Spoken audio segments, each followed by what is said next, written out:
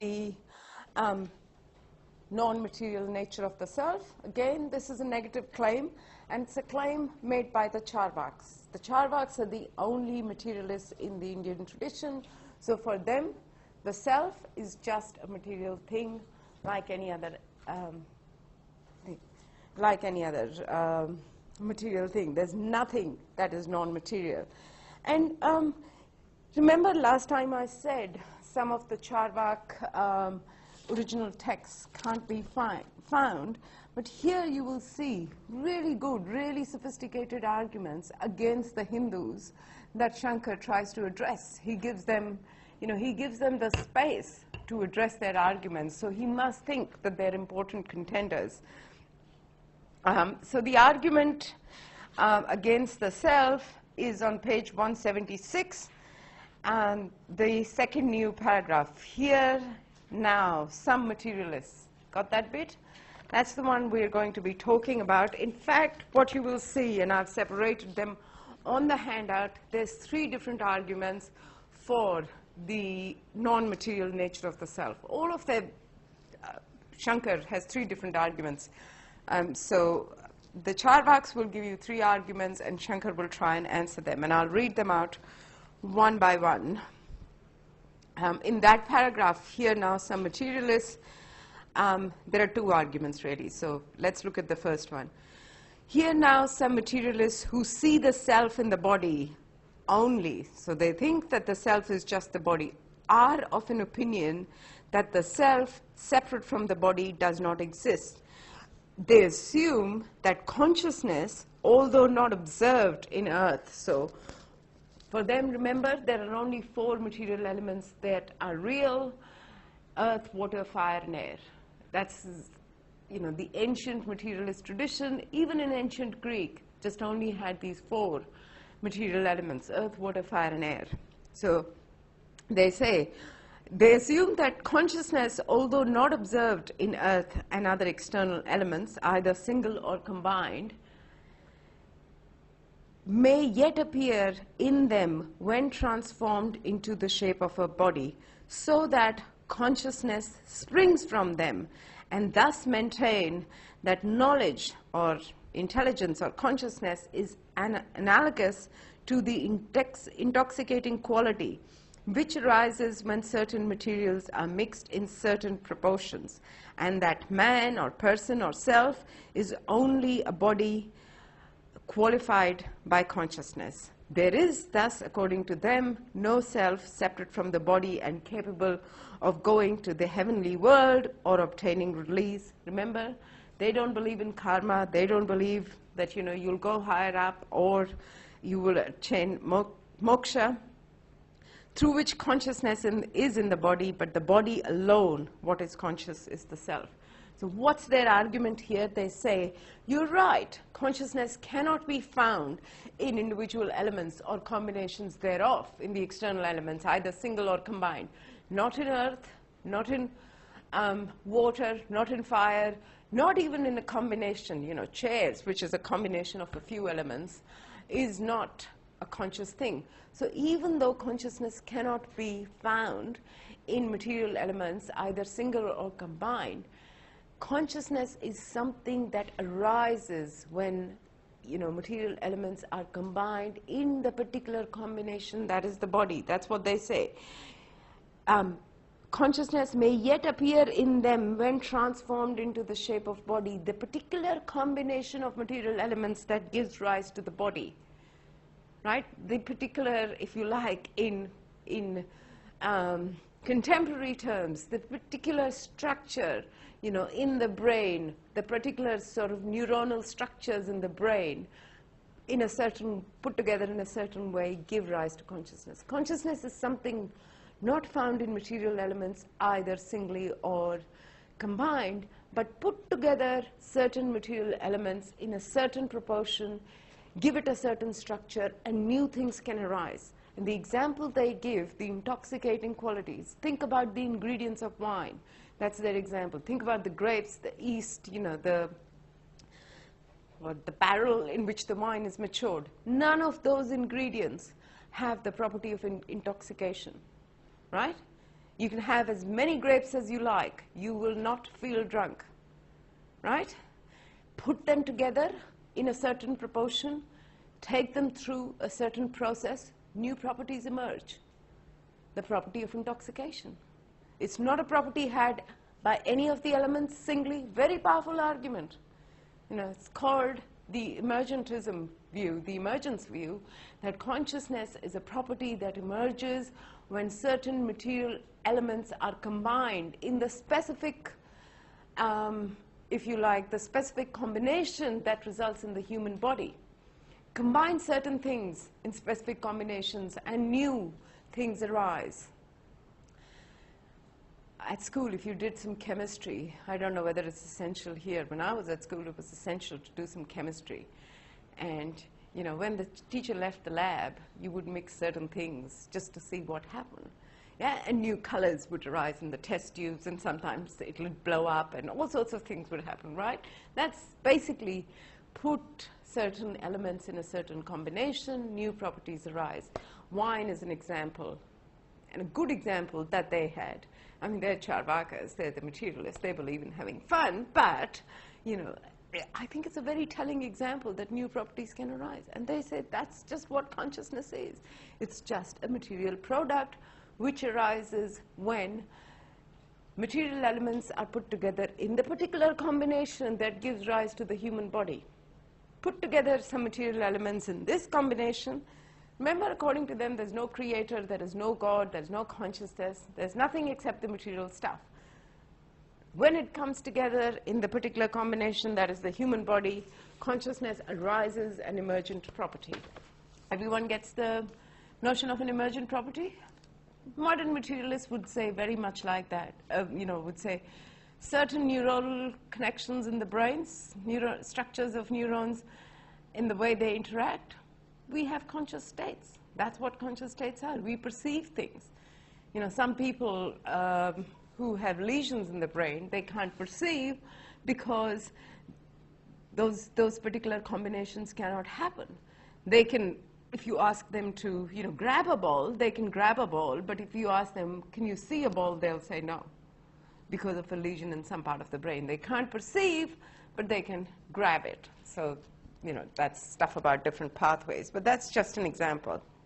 What do you think of this argument? Good argument? Yeah, pretty good argument for saying how, and Shankar's got to try and answer it. So maybe what I'll do is look at Shankar's response to this argument, then we'll look at the second one, then we'll look at the third one. On your handout, this is actually the second argument. Consciousness is only an emergent property of the material elements. That's the second argument on your handout, and I've explained it. And here is Shankar's answer, kind of in the middle of the column on the other side. We further must question our opponent as to the nature of consciousness, which he assumes to spring from the elements. So exactly that argument. For the materialists do not admit the existence of anything but the four elements. I've told you what the four elements are. Should he say that consciousness is the perception of the elements and what springs from the elements, we remark that in that case the elements and their products are objects of consciousness, and hence the latter cannot be a quality of them, as it is contradictory that anything should act on itself. Fire is hot indeed, but does not burn itself, and the acrobat, well-trained as he may be, cannot mount on his own shoulders as little as could consciousness, if it were a mere quality of the elements and their products, render them objects of itself. For form and other qualities do not make their own color, blah, blah, blah.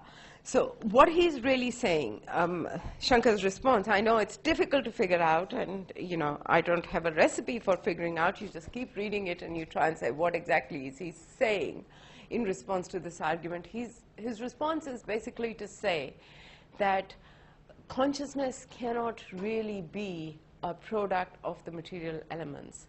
The reason is that consciousness is the thing which makes these material objects, these objects of consciousness. So he thinks what he's pointing to is material objects are things that are known.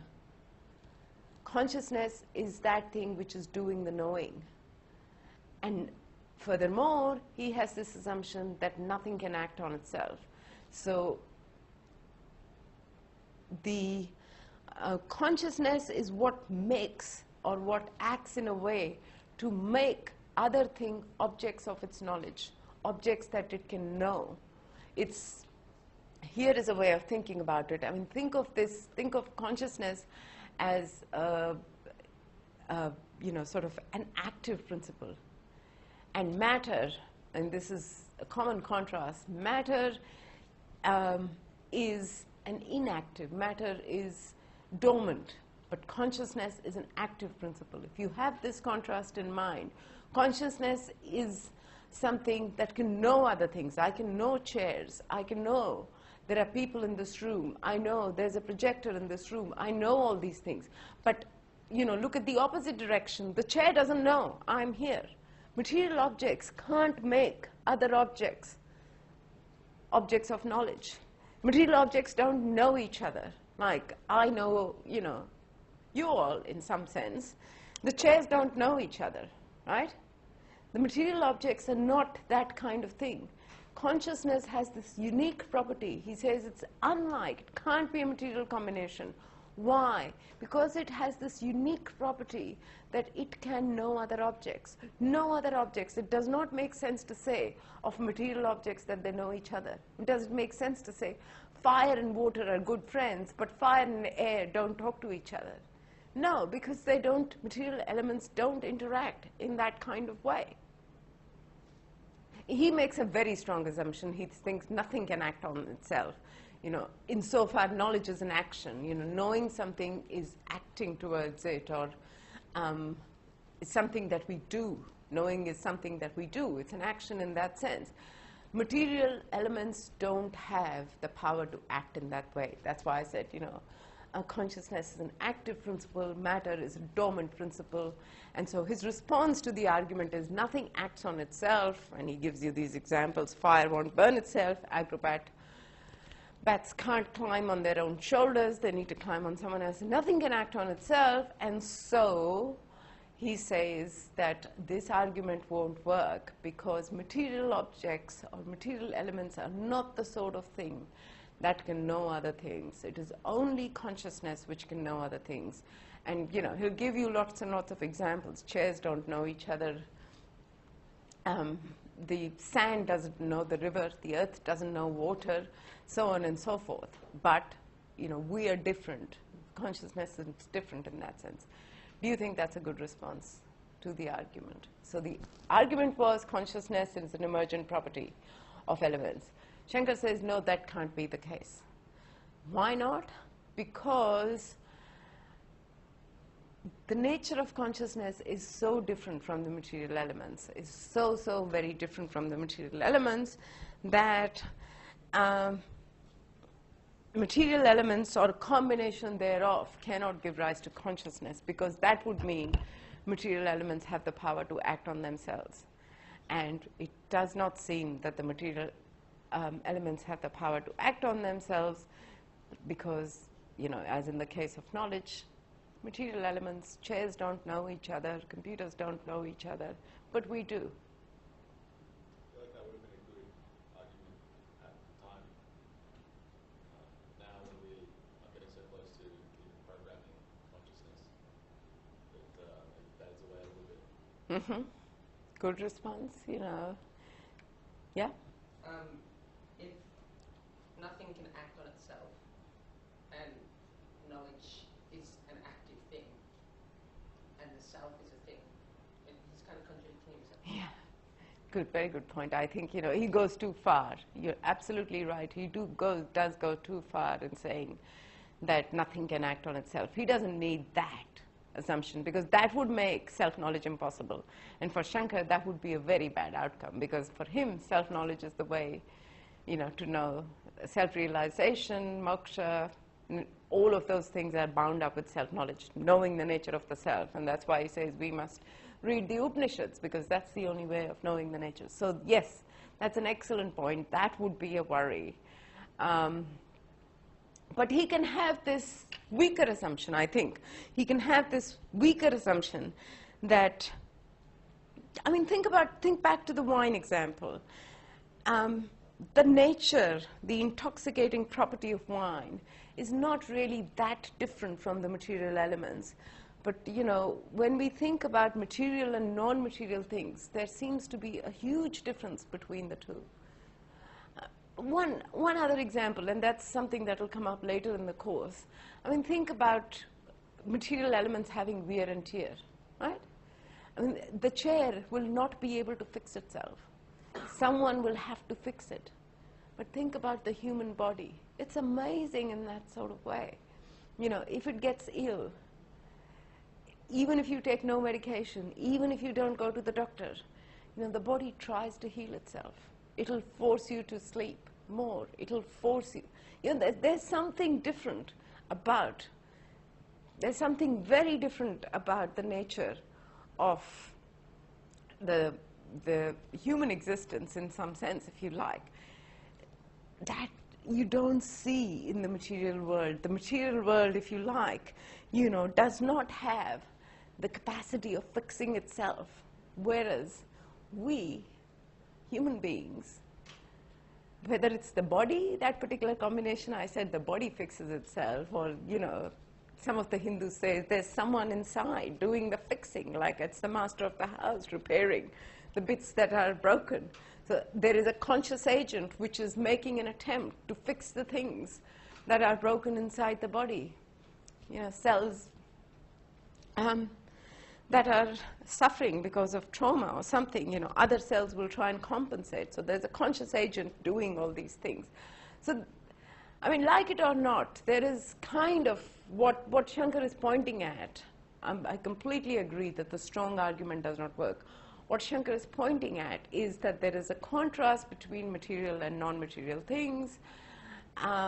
Material things are not active in the way that consciousness is, but I then think your point is completely right. That might have been a good argument, but now we see, you know, in programming consciousness and having robots, in thinking about intelligent computers, you know, which can fix themselves. The hard drive goes inside, you know, that's why I use the, you know, it says reinitializing or something. Computers say weird things to me. Or, you know, repairing. It often says repairing. You know, Word is repairing the document. How could you repair it? You're not an intelligent being. But it's happening, you know, so I think this argument is very suspect. So Shankar's response to the materialist is very suspect. Perhaps in those days there was a good reason to think that consciousness is very different from the material elements. And that said, if you ask any philosophers what's the big, or if you even ask scientists what's the biggest mystery in this universe, it still is consciousness, the nature of consciousness. We hope to have programmed it. We haven't gotten there as yet. You know, we hope to have come up with an algorithm that will produce consciousness. Hasn't happened as yet. So I think, you know, one has to give Shankar that he did get onto something important. That, you know, thousands of years have passed since he said this, and we still haven't been able to show that, you know, consciousness can arise out of material elements. Once we can do that, then it'll be fine. I mean, there are very intelligent robots. Now, we do understand there are robots that can work as secretaries in Japan, that were working in the aged care system in Japan. They're doing even childcare. They respond if they, you know, have you seen these programs on SBS or something? The robots respond. It's very cute. When they see someone distressed, they go and give them a hug. I mean, I'd hate it if a robot gives me a hug, but this does happen.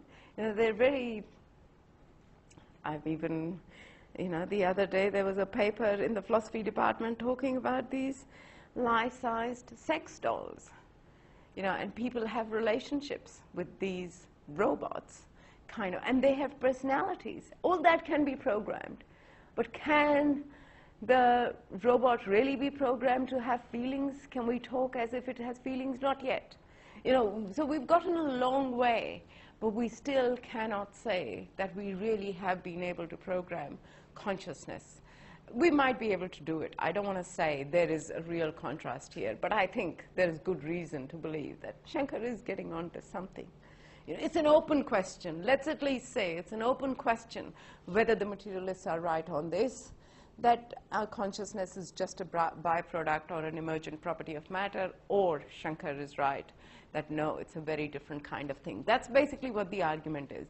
Shankar is saying no matter what you do, you won't be able to get consciousness out of matter.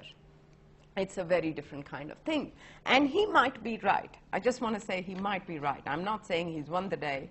He's got other arguments. Let's look at two other arguments he has to say for why the self is a material thing. Everyone clear about what the argument is and what Shankar's response is? Good. So the second argument is following the first one on the left-hand side column in the first, on page 176. For this assertion, they allege the reason in the sutra. So on account of its existence where a body is. So on account of the existence of the self, where the body is. So this is another argument, and I'll give you the details in a minute, but the idea is that states of consciousness do not float around by themselves. Consciousness exists only when there is the body, only where there is a body. We don't say, there are pains in that corner. I can say there might be some pains in these human bodies, or there might be some feelings of joy in these human bodies, but I can't say, up on the roof there is some joy, in that corner there is some pain. We don't talk like that.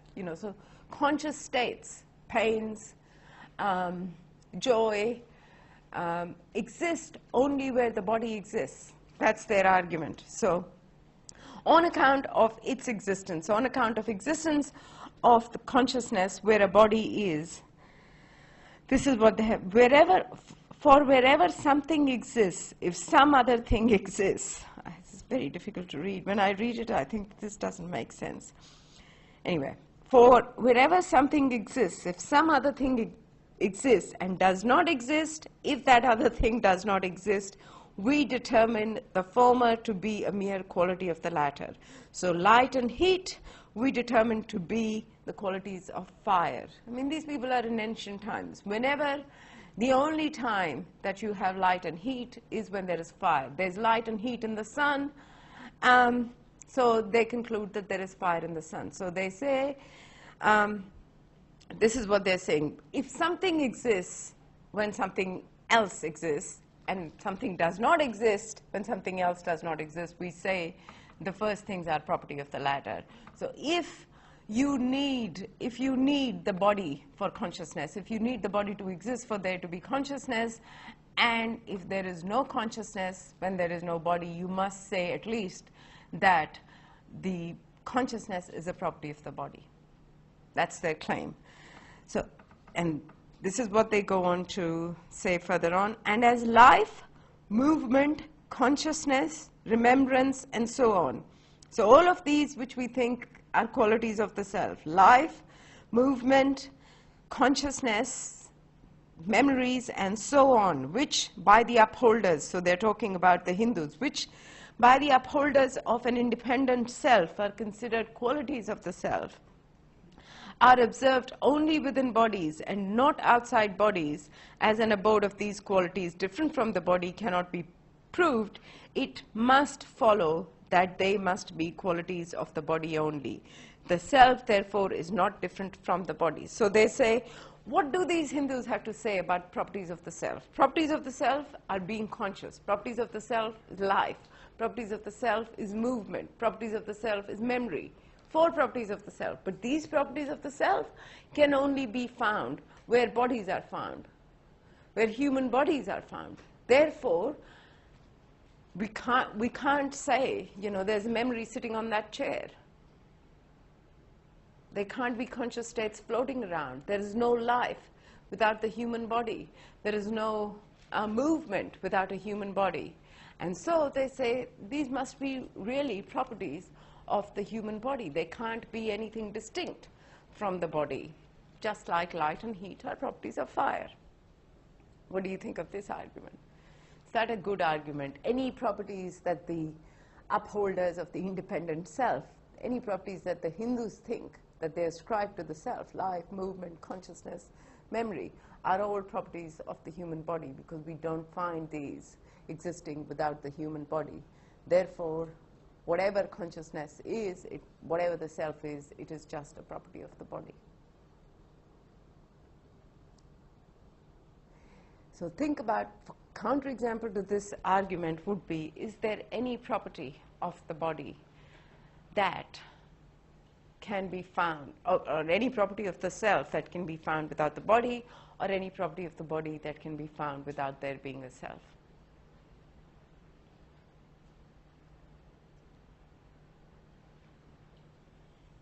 Shankar's response, I think, is a very good one. Tell me what you think of this. So it's on the top of the next page. Next column. For if on page 176, right-hand side column. For if from the circumstance that they are where the body is, so life, consciousness, and movement are where the body is, you conclude that the qualities of the self are qualities of the body, you must also conclude that from the fact that they are not where the body is, that they are not qualities of the bodies, because thereby they show themselves to be different in character from the qualities of the body. And so now he says, now the real qualities of the body. Read the real here as essential qualities of the body, essential properties of the body. The essential properties of the body, such as form, having a certain form, having an extension, is the essential property of matter. Matter does occupy some space. This is a contrast even, again, Descartes talked about. He talked about two substances, matter and consciousness. What's important about matter? That it is always has an extension, whereas the other substance, he talks about consciousness or the thinking substance, it does not have an extension in space. It does not occupy any space. So he says the essential quality, and Shankar's got exactly the same property. Now the real qualities of the body, such as form and so on, may be viewed as existing as long as the body exists. So the form, the shape of the body, the place it occupies in space, that exists as long as the body exists. But life, movement, etc., on the other hand, do not exist even when the body exists in a state of death. Think about the state of death. The body is still there, but it's got no life in it. The body is still lying there. Nothing's happened to the body. The form of the body is still intact. But none of these other properties of the body exists. That is Shankar's claim, that these can't be real properties of the body, life, movement, consciousness, and memories, because at death you have a case where the body is still there, but none of these properties really there. Yeah. You could say the second you die, the body starts to disintegrate narrative. So the second the consciousness leaves, then there is no. Very good point. Very good point.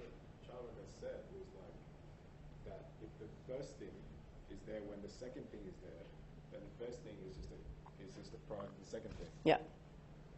Right, and if the second thing disappears, then the first thing disappears. But here the second thing is not disappearing, just the first thing. Right, just the consciousness is gone, the body's still there. Yeah. That's right. So they're not saying, that doesn't really prove that the consciousness is not part of the body. Good. It's not still there. Yeah. So both points are very good, One, you can say, the first point there was, there is not really a complete body here. Something is lost. The body's already started disintegrating. At death, it's not the same body. Saying that the form of the body, just because the appearance of the body is the same doesn't mean the body is the same. You know, the heart stopped functioning, the brain stopped functioning, all the organs have collapsed, so on and so forth. So you can't say it's the same body just because, you know, the outside shape. It's just saying that the only property of the body is its extension. There are many other properties of the human body that are not there at death. So that point is a good one. So one is to say, no, it's not a complete body there. So you can't say it should have all the properties of the body. But the other point here is quite interesting too, which is saying, well, for a counterexample, what you needed is, so here was the Charvak argument. One thing is a property of another if whenever the properties exist, that thing exists, and whenever that thing doesn't exist, the properties don't exist. Right? That was the Charvak argument, so the properties. So sure, you can say in the case of death, in the case of death, what's happening is not that the body stops existing. The body is existing, according to how Shankar puts it. The body is there in both cases. Some properties are there, some properties are not there. Right? So that's not a counterexample. For a counterexample, what he needs that the property of the self continue to exist where there is no body. And for that, there is no evidence. I mean, can you say the self has transmigrated to another body? There is no evidence. Can you say even after the body has been burnt, the self continues to exist or consciousness continues to exist? That's exactly what he needs for a counterexample, but he doesn't have one. So it's a smart ploy that he uses to try and answer them. He gives you the wrong kind of counterexample. What he needs is a case where there is evidence for properties of the self without the body being there. And for that, there is no evidence. He still hasn't shown me that life, movement, consciousness, or memory continue to exist even without the body existing. That's what he really needs. What does he do? He tries to confuse you. He tries to confuse you by giving you a bad counterexample and saying, look, the body is still there. So the real property, the essential property of the body is the form, and that continues to exist even if there is no self. But that counterexample just will not wash with this. So that does away with the second argument.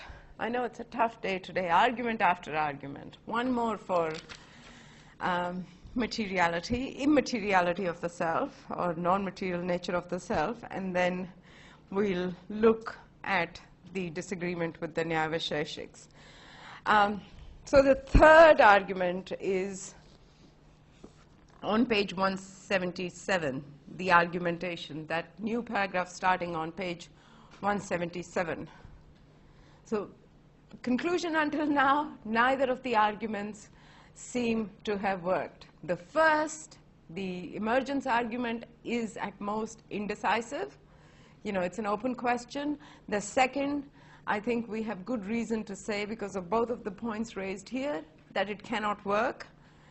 Now let's look at the third one and see if he can show that the self is an immaterial thing.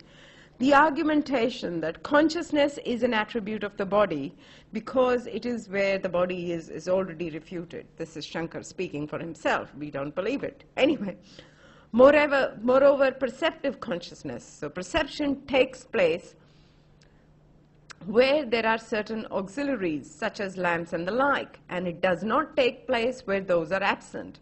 Without its following therefrom that perception is an attribute of the lamp or like. So if there's no light in a room, you won't be able to see anything, right? So we can only see things. Here's the example. We can only see things if there is light. If there's no light, if this room is in complete darkness, you won't be able to see anything, right? Consider it completely dark. You know, nothing is visible. So just because light is something an auxiliary, something we need, a necessary condition for perception, it does not follow that, you know, the lamp is perceiving or it's the light that's doing the perceiving. We don't say that, you know, just because in a dark room someone brings in a lamp and we can certainly see things, we can suddenly see things. We don't say the lamp is doing the perceiving, right? So what Shankar is trying to say, just because, you know, body is required for perception, does not mean that perception, that kind of conscious state, perceiving a chair, perceiving other people in the room. Perception is a property of the lamp or the light in this case. Analogously, the fact that perception takes place where there is a body and does not take place where there is no body does not imply that perception is an attribute of the body. For light lamps and so on, the body is just something that is used by the self. You could use a lamp, or you could use some other way of, you could light a fire and then see things, right? So it's just an accidental condition. It's not a necessary condition. Nor is it even true that the body is absolutely required. He says it's not absolutely required. Like we do need light to see perception, the body is not absolutely required. For in the state of dream, we have manifold perceptions while the body lies motionless. We may see ourselves. We might dream that we are flying. We might dream without the body playing, Shankar says, any role. The body is completely motionless, but in the dream. So he's saying the body is not a necessary condition for consciousness, because there can be conscious states, as in dream states, without the body playing any role. That's the third argument. Consciousness cannot be a property of the body because consciousness exists even in dreams where the body is not playing any role. The body lies motionless on the bed, you know, assuming that you're very quiet and from the surface, you know, sleeping quietly and not moving your hands or anything around. So the body lies motionless, but you dream flying, doing all sorts of exciting things. I sometimes dream of having a car accident. I don't know why I dream that I cannot control the brake.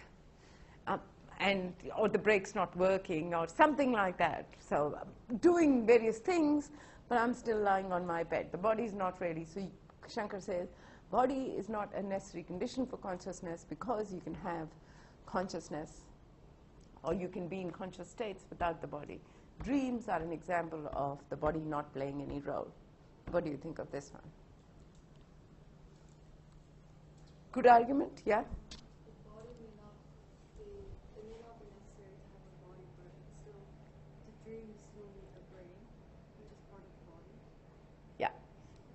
Good point. I mean, the conception of body, I mean, their conception of body doesn't also includes the brain. And if the brain wasn't playing a role, there would be no dreams. The brain does play a role in dreams, you know. And so far as the brain is a material thing, if someone was brain dead, or, you know, for a thought experiment, if you removed someone's brain and kept it outside for a bit, if that can be done, philosophers can do anything, keep people's brains outside. If you did that, you know, the body won't be able to dream. So insofar as the brain plays a role, so consciousness, I guess it you know, comes back to that question, whether we think of consciousness as so opposed to the material stuff that it cannot be a product of the material stuff. But I think this particular argument, you're absolutely right, won't work, because at least, you know, the body might be lying motionless, but the brain inside the body, from the surface the body might be lying motionless, but inside the brain, inside the body, there's lots of activity. I mean, it can be measured. You know, there's lots of studies on sleep and dreaming and all of that, which shows exactly the kind of activity that is going on inside the head. I mean, in fact, think about daydreaming, you know, when your mind just wanders off. The body is not, you know, it's just outside your control. It just wanders off, and you think yourself, you know, enjoying lunch. It's almost time for lunch. You know, you would have started thinking about those things. So even this argument does not work. The dream example, good try, though. You have to give that to Shankar. I think quite an intelligent try, saying the body lies motionless. But the response here, and I think that's the response, the notion of body that he's working with is too limited. The notion of body, once you include the brain, you have to say that there is activity in the brain going on. Even though the external body is not moving, that doesn't mean there is no activity going on. So you can't say, how can there can be consciousness without the body? Well, the body is not apparently moving on the surface, but deep down there's lots of stuff moving, things happening. Okay, so we've got about 10 minutes. What I will do is, rather than going into detail, I'll summarize the disagreement with the Nyaya Vaisheshik. So we've done the claim that eternality, and we've seen why those arguments don't work. We've looked at 3 arguments that Shankar has against the materialists, and the conclusion is, at least, the conclusion is we cannot be sure. It's indecisive. No one has victory unless we have a proof that consciousness can really be programmed out of material elements.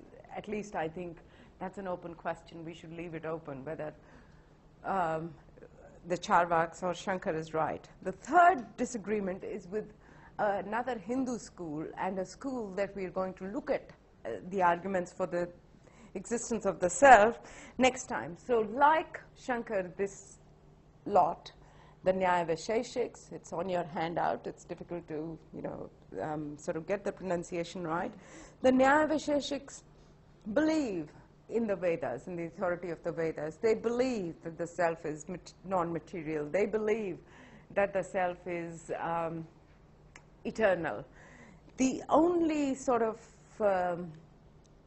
concern, the only sort of point of debate with the Advait Vedantin for these other Hindus is that what is the nature of the self, right? What is the self consciousness only? Remember, I started off by saying Shankar is a non-dualist. He's a monist. He believes only in the existence of one thing.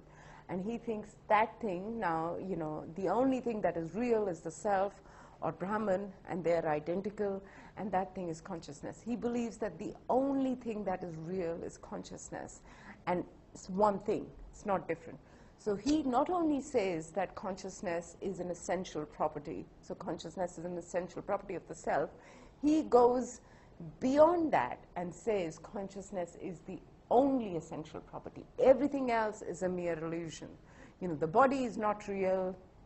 Everything else is a mere illusion. So the disagreement with the other Hindus, the Nyaya school, is whether there are many different cells. So the difference is, are there many different cells in this room?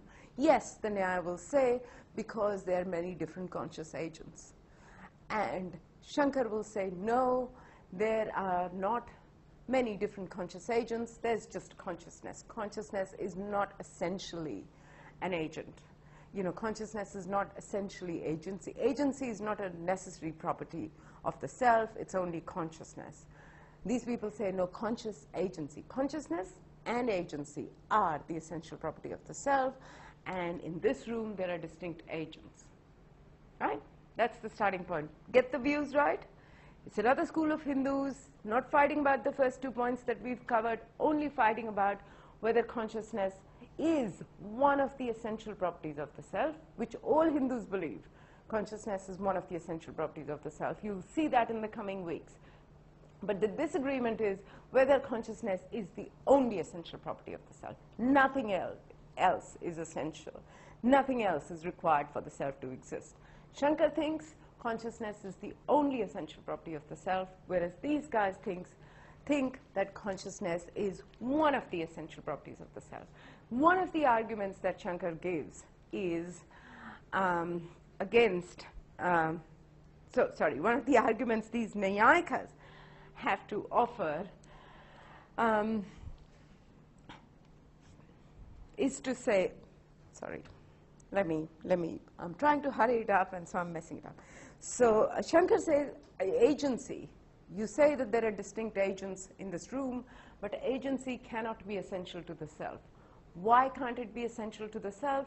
Because when moksha, or when liberation is attained, then we are not agents anymore. So the possibility of moksha, the possibility of liberation, rules out that, self must be an agent. That's ruled out, because then the self would always have to be acting. Once you're free, once you're liberated, you don't have to be acting. So agency or agentship, Shankar thinks, only arises when the self is in conjunction with these other things, the body and the senses and so on.